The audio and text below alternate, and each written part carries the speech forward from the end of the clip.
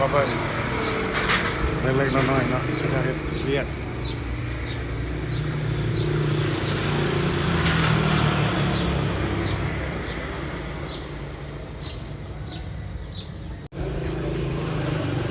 อีได้อีกเนี่ย แม่นวะ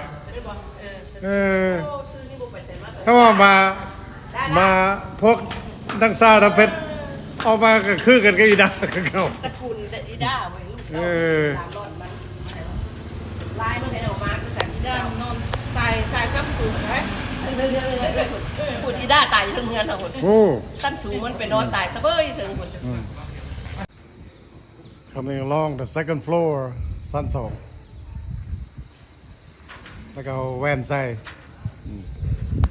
กำลังมั่งยกหลังคาขึ้นยกหลังคาขึ้นพวกเจ้าใกล้แล้วใกล้สิแล้วทั้งขึ้นกัน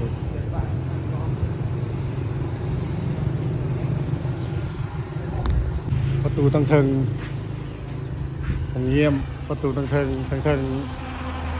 บอลมาห้องให้ลูกค้าเศร้าทางลูกมันเป็นอาหารกินเฟอร์กินแล้วแต่จะกินยังอ้าวประเทศละคันพวกเจ้าเว้ย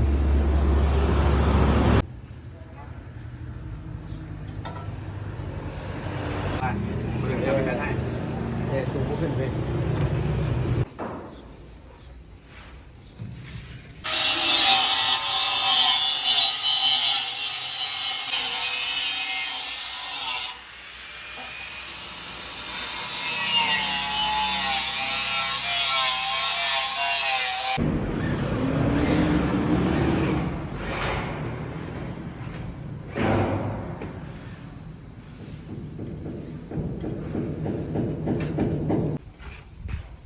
เราเลือกแล้วก็เลือกคนที่จองนี่เป็นไงใช่เป็นเรื่อง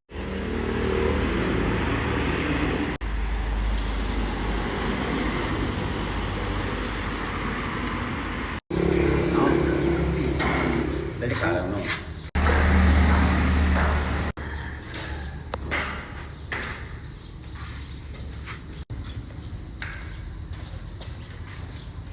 มีไม่ซีแล้วไง